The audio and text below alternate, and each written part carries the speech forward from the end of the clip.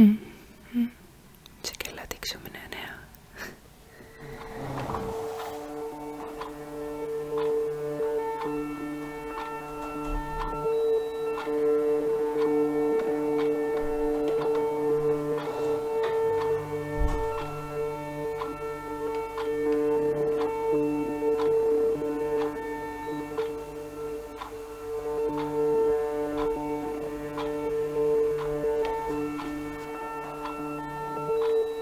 Mis teid inspireerib, kui te kirjutate? Mina olen väga halb järjepidev looja. Mina olen see muusaori. Et kui mind tabab vaim tuleb peale konkreetselt, siis ta lihtsalt tuleb täpselt nagu sa ütlesid, ma ei tea kust, ma ei tea miks. Aga ta tuleb ja ta tavaliselt juba vupsab nagu tervikuna välja. Et ma ei saa teda hiljem väga... Ja tuleb. Ma ei ole nagu, alati võiks korrigeerida, aga see ei ole tavaliselt, et ta jääb poolikuks. Ta tuleb ja siis ta ongi.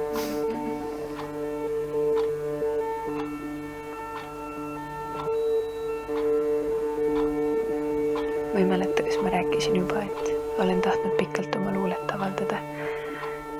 Ja siis on ikka öeldud, et see ei ole küps veel ja et ma kirjutan liiga otse ja võiks rohkem kujundeid kasutada ja ühesõnaga mõtlesin, et loen sulle oma mitte valmis luulet.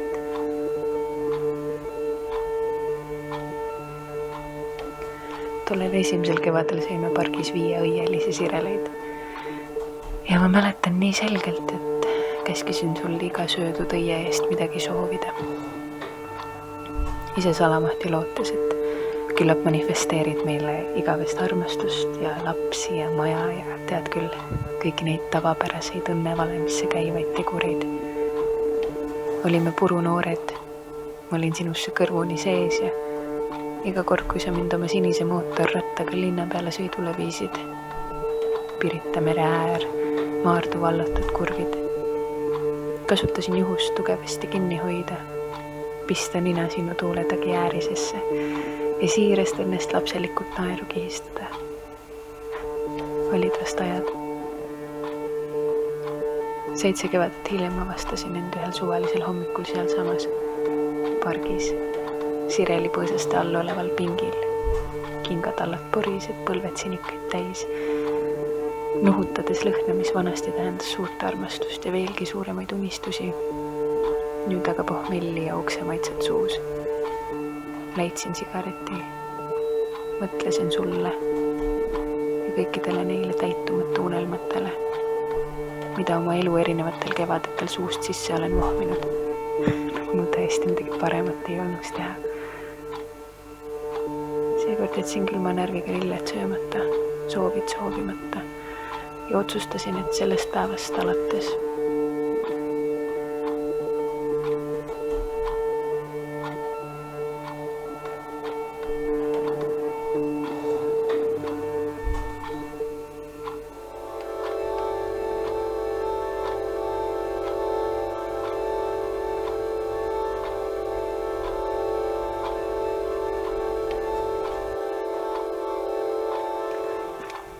Aga persse siis ongi see, et sul ei ole mitte kuskilt mingisuguseid guidelines'e nagu otsida. Et lihtsalt peabki olema hullult kindel selles, millesse sina usud ja mis sina arvad, et on õige. Ongi siis elamisviis, olemisviis, tähistamisviis ja lihtsalt nii palju kui võimalik mitte lasta sellel ümbritseval ennast siis kuidagi nagu aukudesse tõmmata. Ja et see, kes või mis sind õpetab, on sinu enda valik ainult. Et ei ole nii, et nii, saage tuttavad, tema on meie õpetaja. Ei, võib-olla on ta kellegi teise õpetaja, võib-olla on sinu oma ka, aga võib-olla ei ole.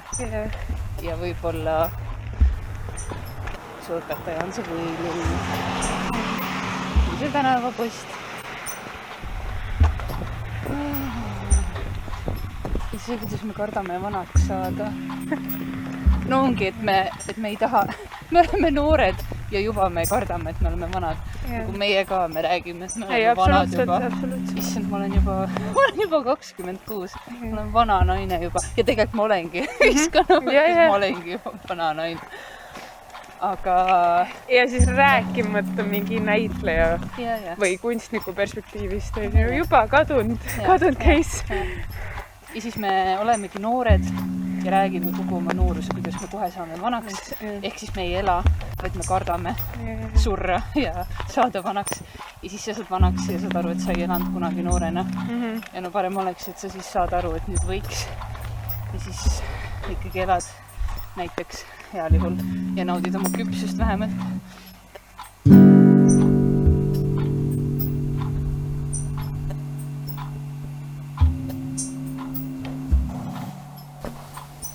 Mul on nagu selline tunne, et no ma ei teagi, mis nagu oleks õige, kas lasta endal nagu laagerduda selles nagu nii kaua kui võimalik ja kasutada kogu aeg seda energiat nagu uueks loominguks. Sest nagu ma saan tohutult energiat sealt, et nagu kirjutada ja et luua muusikat ja nagu ta lihtsalt inspireerib mind nii palju, et ma ei tea, kuidas see üldse võimalik on.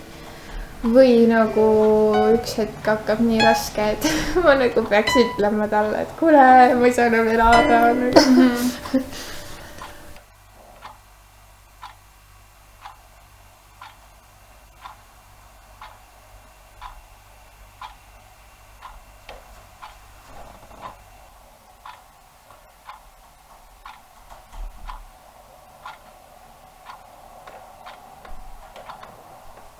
Iga teine tüdruk või peaaegu ikkagi iga tüdruk kardab kortse, nagu just nagu sellist füüsilist vananemist, et mingid kortsud, nahk hakkab ära vajuma, ma ei tea, juukseid jääb hõredu, mis iganes.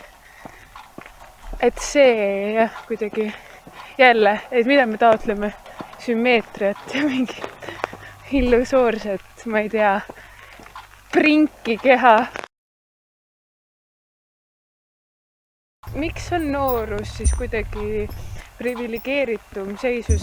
Minu arvates vastupidi, sa oled rumal, ebakindel, kõik on valesti, mingi ilge teprekas on kallal, on ju, millestki saa aru, iga asi on nii suur, kõike võimendatakse ja ma ei tea, mida ma tahan. Valed valikud, õiged valikud, kogu aeg mingi limbo on ju. Kui ma saaksin nagu kuidagi muutuda või kui mul oleks mingi supervõime, et ma saaksin võtta mingi teise kuju, siis ma tahaksin olla pilv. Ma tunnen seda tunnet, mida pilv tunneb ja ma tahan olla pilv. Selline pilv vist, kus on nagu õhku vahel, et ta ei ole nagu väga tihe pilv. Tal on nagu võimalik tuule käes laiali minna. Ma olen juba pilliroo kõrgune ning oskan leida taevast linnuteed. Kevadine tuul ei murra enam mind, vaid heidab lendu sinava silmapiiri kohale. Meri möllab juba mitmendat nädalat. Piilun teda hinnakõrte embusest, mis nii kelmikalt mu sääremarju kõditavad.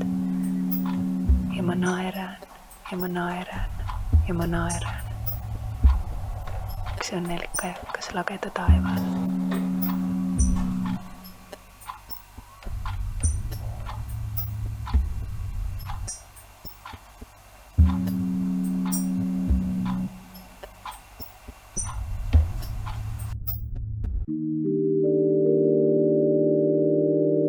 Tõesti jah, selline argi koos olemine, et sa saad olla lihtsalt inimestega külg külje kõrval sihitult.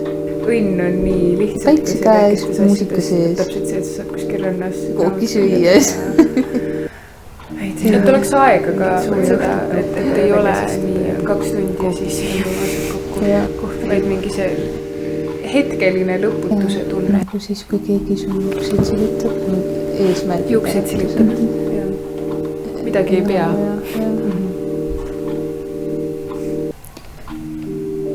Ja selline õrn päike paistab.